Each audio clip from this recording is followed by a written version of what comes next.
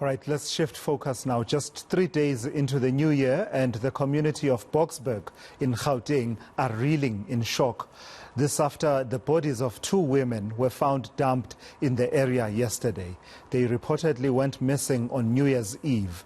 For more details, I'm joined now by eNCA's Lindokuhle Xulu, who is out in Boksburg. Lindo, what is the picture that is perhaps pixelating into focus after the discovery of these bodies in that community? What are officials telling you, and what are community members saying? Well, Tulas, we've spent quite some time here, and in fact, there are some details we are getting that are bringing that picture into focus. And one of them is from a family member who is also a recycler. We understand that there were 2 30-year-old females that were basically making their way from Villa Lisa, which is a community just behind me, to another community nearby here. They were going to usher in the new year with some of their friends who are living in that particular community now. What we understand from the family is that on that night, they essentially called them to check on them and say that should they then try to get them or meet them halfway, and they said, no, we are fine, we are on our way, we are passing the traffic lights. These traffic lights I'm speaking about, Tulas, are the traffic lights that are just near me here. But unfortunately, after the 31st, they were not discovered. That was the last conversations that was had with them. And in the morning of yesterday, that is the 3rd of January, that was when their bodies were discovered on the veld behind me. This was discovered by some of the recyclers you will see on your picture. These recyclers say that they felt a stench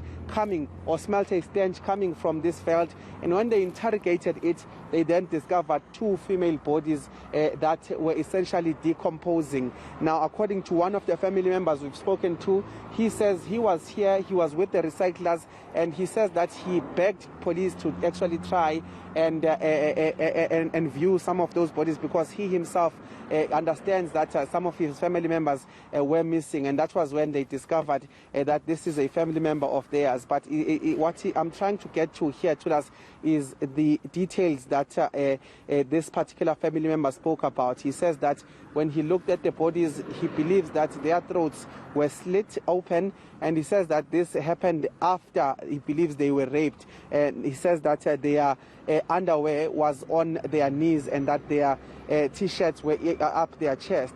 But he says that this, he believes, was a rape and murder case. But according to police, Tulas, which is the authorities you asked for, we have spoken to Captain Mavela Masondo from the South African Police Service in Gauteng, who told us that they did respond to this scene. At the moment, all they are doing is opening an inquest docket, and that they are also waiting for post-mortem results to understand and determine exactly what happened to the bodies. They said they couldn't determine that outright because of the fact that the bodies had already started decomposing. So that will be determined at the post-mortem when they get that post-mortem result. But a gruesome story really, Tulas, with some gruesome details around 2 females that were walking towards a New Year's Eve celebration with some of their friends when in fact they met their demise, we understand, at this very spot, at this very traffic light in Boksburg.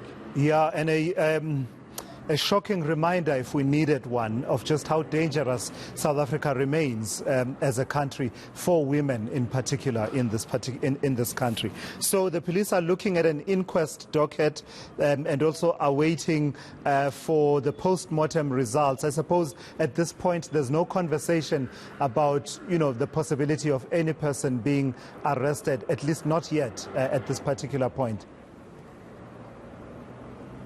None of those conversations are being had now. You understand that if police are going to say they are opening an inquest docket, it means that they themselves are still gathering details of what exactly happened. I believe if there were going to be suspects, we would be hearing charges of murder and all sorts of things like that to us. But there is another part of this equation that we were able to speak to, and those are the community members that are affected by this from the community where these two ladies or females were coming from. But they essentially told us that this is not the first time that a body had been discovered in these open areas that have a high grass. They're saying that what they are calling for is something that they've called for before towards government, to say that help us with these open areas that are unmanned, to try and at least cut the grass in this area so that to curb the crime rate that is happening here. I've been observing since I was here, Tulas, in terms of the movement around these fields, and I can tell you that community members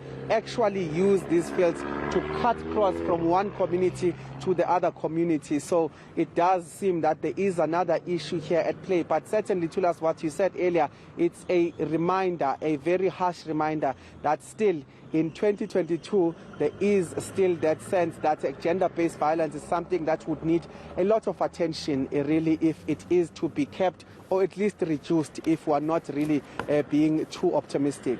Yeah, absolutely. And all of society responds to the ongoing problem of violence targeting women in our country. Lindokuhle Xulu, let's leave it there for now. That's eNCA's Lindokuhle Xulu near Villa Lisa, an area there near Boksburg, reporting on that gruesome discovery of those women, the bodies of two women in that area.